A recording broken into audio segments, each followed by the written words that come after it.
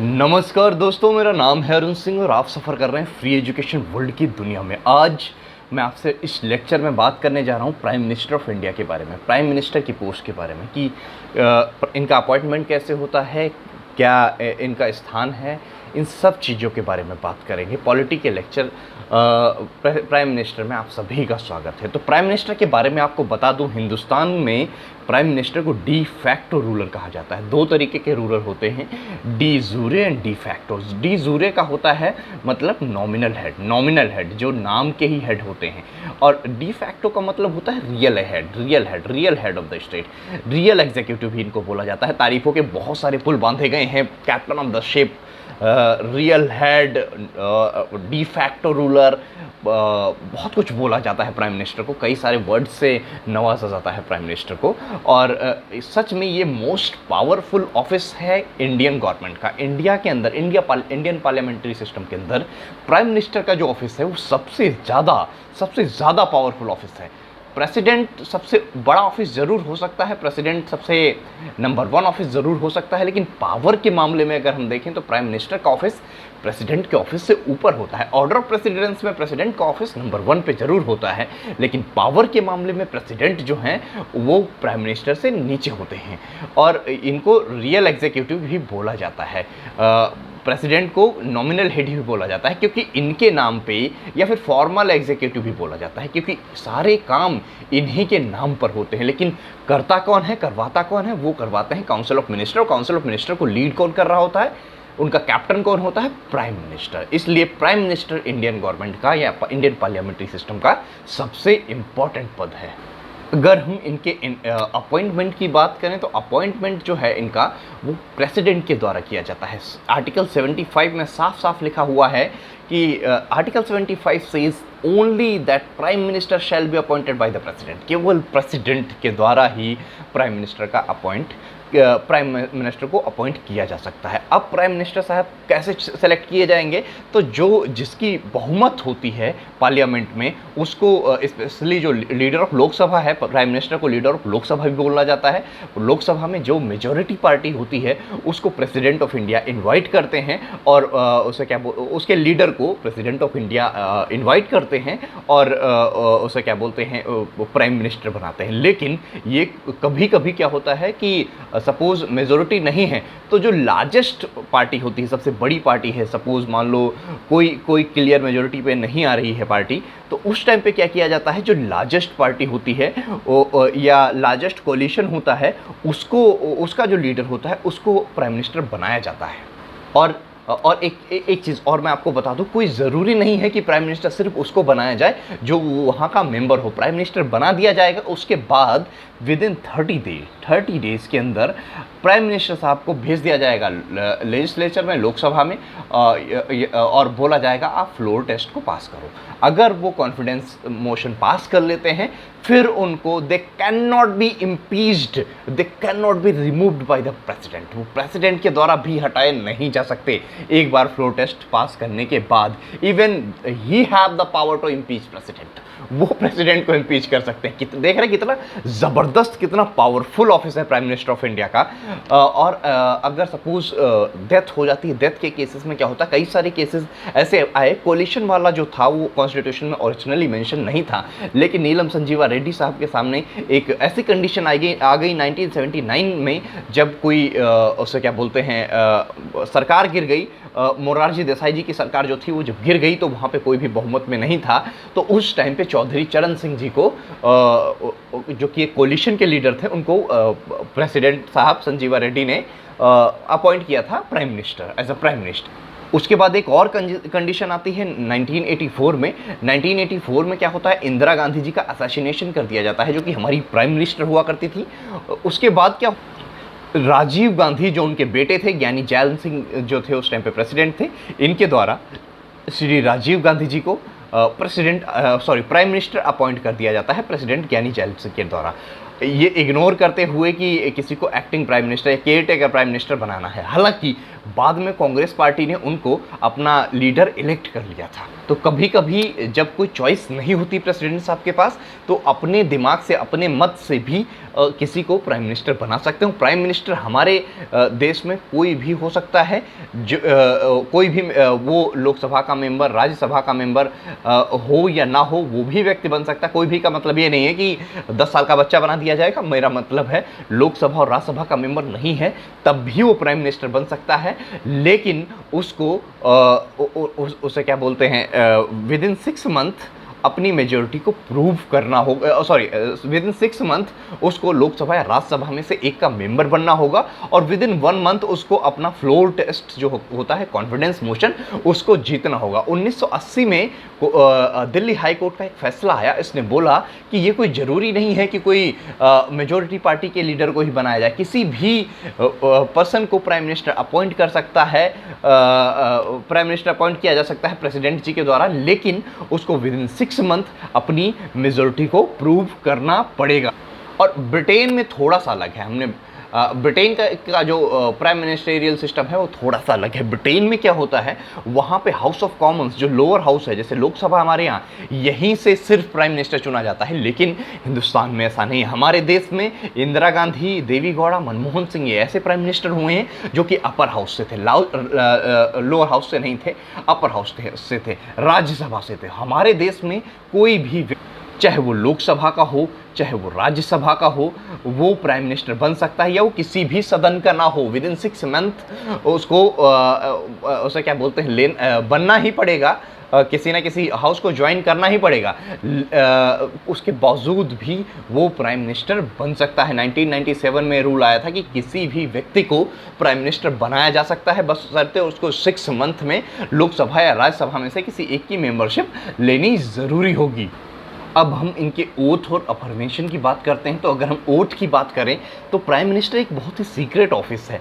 इनकी ओथ एक तरीके से सीक्रेसी को ध्यान में रखते हुए दिलाई जाती है कि जो भी बातें होंगी वो अंदर होंगी, उस सीक्रेसी को आप लीक नहीं करोगे, इधर उधर कम्युनिकेट नहीं करोगे, ये इनको ओथ दिलाई जाती है। और पूरी तरीके से संविधान में भरोसा रखोगे, भारत की अखंडता, इंटीग्रिटी और सॉवरेनिटी, संप्रभुता का ध्यान रखोगे, और अपने पद की गरिमा को ध्यान में रखते हुए अपने कर्तव्यों का निर्वहन करोगे। ये सारी oath prime minister of India को दिलाई जाती है। इनको ओथ दिलवाने का काम प्रेसिडेंट ऑफ इंडिया करते हैं। अब अगर हम बात करें इनके रिलेशंस की बात करें कि कैसे इनके रिलेशंस होते हैं, तो सबसे पहले हम आते हैं relations with council of minister. Council of minister समझ लो एक शिप है, और उसके एक प्राइम मिनिस्टर जो है वो एक कैप्टन है, कैप्टन ऑफ द शिप बोला जाता है। और काउंसिल ऑफ मिनिस्टर एक ऐसी शिप है जो कि देश को चलाती है। रियल में देश को चलाने का काम जो है काउंसिल ऑफ मिनिस्टर करते हैं, और काउंसिल ऑफ मिनिस्टर को हेड करने का जो काम होता है वो प्राइम मिनिस्टर साहब करते हैं। तो ये रिकमेंड करते हैं प्रेसिडेंट ऑफ इंडिया को कि किसको अपॉइंट करना है council of minister. Council of ministers का अपॉइंटमेंट जो है वो प्रेसिडेंट ऑफ इंडिया के द्वारा किया जाता है, लेकिन और प्राइम मिनिस्टर ही सबको पोर्टफोलियो देते हैं, हर एक मिनिस्टर्स को बताते हैं कि किसको कौन सा काम मिलेगा, कौन सा मिनिस्टर किसको बनाना है। और प्राइम मिनिस्टर के ही हाथ में होता है कि वो अगर चाहें तो प्रेसिडेंट को एडवाइस कर सकते हैं कि इस पद से इनको रिज़ाइन मांग लिया जाए। मतलब वो चाहें तो किसी भी काउंसिल ऑफ मिनिस्टर्स का रिज़ाइन मंगवा सकते हैं, और प्रेसिडेंट उनको एक तरीके से डिसमिस कर देंगे। और जो मीटिंग होती है काउंसिल ऑफ मिनिस्टर की, उसको प्रिसाइड करने का काम भी प्राइम मिनिस्टर ऑफ इंडिया ही करते हैं। काउंसिल ऑफ मिनिस्टर को गाइड करने का काम भी प्राइम मिनिस्टर ऑफ इंडिया ही करते हैं। और जो काउंसिल ऑफ मिनिस्टर होते हैं वो कोलैप्स कर जाते हैं, वो एकदम से काउंसिल ऑफ मिनिस्ट्री जो है वो भंग हो जाती है, कैबिनेट भंग हो जाती है अगर ये resign they they. Prime minister of India अगर रिज़ाइन दे देते हैं, क्योंकि he is the captain of the ship, और शिप कौन है, शिप यहाँ पे है council of minister. Council of minister जो है वो एक तरीके से भंग हो जाएंगे, क्योंकि उनका लीडर जो है वो अगर रिज़ाइन दे रहा है तो आप समझ सकते हैं प्राइम मिनिस्टर ऑफ इंडिया कितनी ज़्यादा पावरफुल और कितनी इंपॉर्टेंट पोस्ट है इंडियन पार्लियामेंट्री सिस्टम में। इस स्लाइड में हम देखेंगे कि इनकी जो रिलेशंस हैं, प्राइम मिनिस्टर ऑफ इंडिया के रिलेशंस प्रेसिडेंट के साथ कैसे होते हैं। तो यही प्रिंसिपल कम्युनिकेटर होते हैं काउंसिल ऑफ मिनिस्टर और प्रेसिडेंट के बीच में, ये इनकी ड्यूटी होती है। It is the duty of the president prime minister to communicate between president and council of minister. Council of minister ही इनडायरेक्टली एक तरीके से देश को चलाने का काम करते हैं और प्रेसिडेंट के नाम पे सारे काम होते हैं। तो ये एक तरीके से ड्यूटी होती है प्राइम मिनिस्टर की कि council of India, council of minister and president of India के बीच में जो कम्युनिकेशन है उसको बनाए रखने का काम प्राइम मिनिस्टर ऑफ इंडिया का होता है। और ये जब चाहें, जिसे चाहें उसे काउंसिल ऑफ मिनिस्टर के लिए नाम दे सकते हैं, बनवा सकते हैं उससे काउंसिल ऑफ मिनिस्टर, और जब चाहें प्रेसिडेंट को एडवाइस करके डिसमिस भी करवा सकते हैं। और इनकी एक ड्यूटी और होती है, ये एडवाइस करते हैं प्रेसिडेंट ऑफ इंडिया को कि अदर ऑफिशियल उनको किसको अपॉइंट करना है। जैसे controller and auditor general of India की जो पोस्ट होती है, CAG की जो पोस्ट होती है, या चेयरमैन होता है, UPSC के चेयरमैन हो गए, या अदर मेंबर हो गए, इलेक्शन कमिश्नर हो गए, या चेयरमैन एंड अदर मेंबर हो गए फाइनेंस कमीशन के, इन सबको अपॉइंट करने का काम प्रेसिडेंट ऑफ इंडिया करते हैं। लेकिन इनको एडवाइस करने का काम, प्रेसिडेंट को एडवाइस करने का काम कि किसको अपॉइंट करना है, ये प्राइम मिनिस्टर ऑफ इंडिया करते हैं। तो आप कह सकते हैं इनडायरेक्टली ये अपॉइंटमेंट प्राइम मिनिस्टर के द्वारा ही किया जाता है। किया तो प्रेसिडेंट के द्वारा जाता है, लेकिन इनडायरेक्टली कंट्रोल उस पर प्राइम मिनिस्टर ऑफ इंडिया का ही होता है। अब हम संसद से रिलेशन देखेंगे, पार्लियामेंट्री रिलेशन के बारे में देखेंगे। तो पार्लियामेंट से इनके क्या क्या रिलेशंस होते हैं।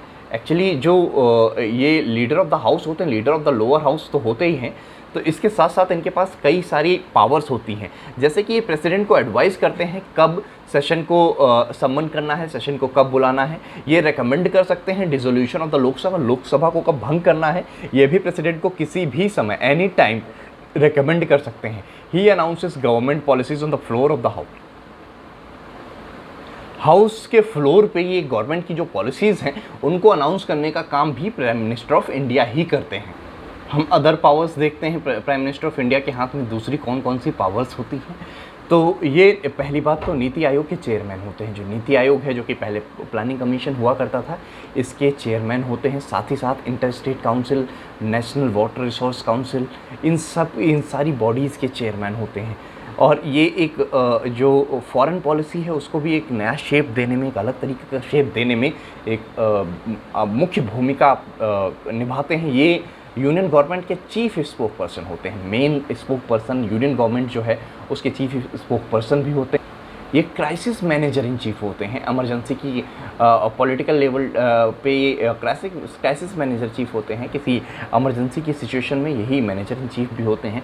As a leader of nation he meets various sections, अलग अलग डिफरेंट स्टेट्स के अलग अलग सेक्शन से मिलते हैं और उनकी प्रॉब्लम सुनते हैं। ये लीडर होते हैं, पार्टी इन पावर, जो भी पावर में पार्टी है उसके लीडर होते हैं। और ये पॉलिटिकल हेड हैं। He is the head of government, head of the government भी बोला जाता है इनको। हेड ऑफ द स्टेट जो होते हैं वो आपके प्रेसिडेंट साहब होते हैं, लेकिन हेड ऑफ द गवर्नमेंट जो होते हैं वो प्राइम मिनिस्टर साहब होते हैं। तो इस तरीके से, और इवन जो न्यूक्लियर पावर जो है हमारी, जो न्यूक्लियर का कब कैसे इस्तेमाल करना है, उससे रिलेटेड फैसले भी प्राइम मिनिस्टर ऑफ इंडिया ही लेते हैं। उसके हेड भी प्राइम मिनिस्टर ऑफ इंडिया ही होते हैं, प्रेसिडेंट नहीं होते। चीफ आर्मी कमांडर जरूर प्रेसिडेंट होते हैं, लेकिन न्यूक्लियर पावर को कब कैसे कहाँ यूज़ करना है उसकी पूरी responsibility prime minister of India के हाथ में होती है। तो इस तरीके से आप कह सकते हैं ये हमारे देश का सबसे पावरफुल पद है। हिंदुस्तान की सबसे पावरफुल पोस्ट जो है वो प्राइम मिनिस्टर ऑफ इंडिया की होती है। इवन डॉक्टर BR अम्बेडकर ने भी ये बात बोली है, अगर मैं US के प्रेसिडेंट से कंपेयर करूं किसी पोस्ट को तो प्राइम मिनिस्टर ऑफ इंडिया है, ना कि not the president of the union. President of India नहीं है। US के प्रेसिडेंट के पास जैसे सबसे ज़्यादा पावर है, उसी प्रकार इंडिया में सबसे ज़्यादा पावर जो है वो PM के पास है, प्रेसिडेंट के पास नहीं है। अब हम प्रेसिडेंट के साथ थोड़ा इनकी रिलेशन को थोड़ा डीपली देखते हैं, थोड़ा सा आर्टिकल वाइज देखते हैं कि प्राइम मिनिस्टर की प्रेसिडेंट के साथ क्या रिलेशन होती है। तो आर्टिकल 74 की हम बात करें तो ये कहता है there shall be a council of minister. एक काउंसिल ऑफ मिनिस्टर भी होनी चाहिए प्राइम मिनिस्टर के साथ साथ, और प्राइम मिनिस्टर जिसको हेड कर रहे हों, जो कि प्रेसिडेंट को एडवाइस देने का काम करे। और आर्टिकल 75 बात करता है कि प्राइम मिनिस्टर जो है वो अपॉइंट किए जाने चाहिए प्रेसिडेंट के द्वारा, और देन उनके एडवाइस पे दूसरे उसे क्या बोलते हैं, मिनिस्टर अपॉइंट किए जाने चाहिए, जिनको काउंसिल ऑफ मिनिस्टर कहा जाता है। And ministers shall hold office during the pleasure of the president. ये कहने को है प्लेजर ऑफ द प्रेसिडेंट, लेकिन pleasure of the prime minister एक तरीके से कह सकते हैं, क्योंकि प्राइम मिनिस्टर अगर एडवाइस करेंगे प्रेसिडेंट को, जो काउंसिल ऑफ मिनिस्टर है उनको डिसमिस कर दिया जाएगा। और काउंसिल ऑफ मिनिस्टर जो है वो कलेक्टिवली रिस्पॉन्सिबल होते हैं किसको? House of the people. देखिए कनेक्टिंग द डॉट्स, कैसे डॉट्स कनेक्ट हो रहे हैं। दोनों एग्जीक्यूटिव है, एग्जीक्यूटिव रिस्पॉन्सिबल किसको है? लेजिस्लेचर को। लेजिस्लेचर कौन है? हाउस। हाउस को ये जितने एग्जीक्यूटिव बॉडी हैं सारी हाउस को रिस्पॉन्सिबल हैं। हमारे पास कॉन्स्टिट्यूशन का कहता है executive is directly responsible to the legislature. Article 78 साथ में क्या कहता है? प्राइम मिनिस्टर की ड्यूटी को डिफाइन करता है कि प्रेसिडेंट और उसे क्या बोलते हैं, काउंसिल ऑफ मिनिस्टर्स जो है इनके बीच में कम्युनिकेशन जो है, कम्युनिकेट करने का काम जो है वो एक ड्यूटी है प्राइम मिनिस्टर ऑफ इंडिया की आर्टिकल 78 के तहत। इस स्लाइड में हम ये देख लेंगे कि कौन से ऐसे चीफ मिनिस्टर हैं जो कि प्राइम मिनिस्टर बने हैं, जो कि पहले किसी स्टेट के चीफ मिनिस्टर हुआ करते थे। ये 6 ऐसे व्यक्ति हैं जो कि पहले चीफ मिनिस्टर हुआ करते थे, बाद में प्राइम मिनिस्टर बने। पहले मोरारजी देसाई थे, उसके बाद चरण सिंह जी थे, उसके बाद वीपी सिंह थे, फिर पीवी नरसिम्हा राव थे, और एच डी देवी गौड़ा थे, और नरेंद्र मोदी जी जो कि अभी रिसेंट हमारे प्राइम मिनिस्टर ऑफ इंडिया हैं। ये भी गुजरात के एक्स CM रह चुके हैं।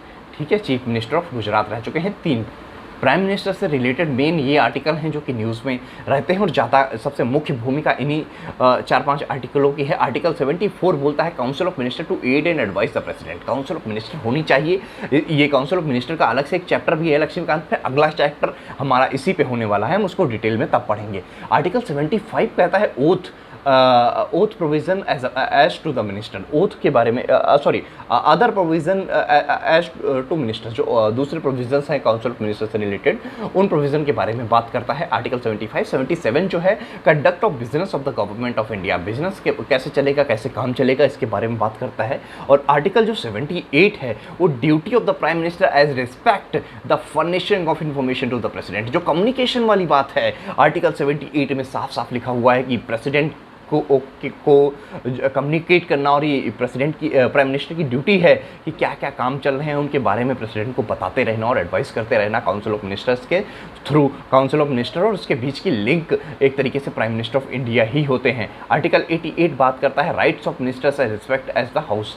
ये अधिकारों की बात करता है। ये मैं डिस्कस करूंगा आपसे अगले चैप्टर में जो कि होने वाला है council of ministers. Council of ministers ये भी बहुत इंपॉर्टेंट चैप्टर होने वाला है। आई होप आप लोगों को प्राइम मिनिस्टर ऑफ इंडिया के बारे में सारी चीज़ें जो कि एक यूपीएससी एग्ज़ाम पर्सपेक्टिव से, यूपीएससी के एग्ज़ाम पर्सपेक्टिव से इम्पॉर्टेंट होती हैं, वो आपको जानने को मिल गई होंगी, और आपको बहुत सारी जनरल जानकारी भी मिली होंगी इस लेक्चर को देखने के। मैं आपसे आशा करता हूं कि आप मेरे चैनल को सब्सक्राइब करेंगे और एक समृद्ध भारत का निर्माण करने में मेरी मदद करेंगे। जय हिंद, जय भारत।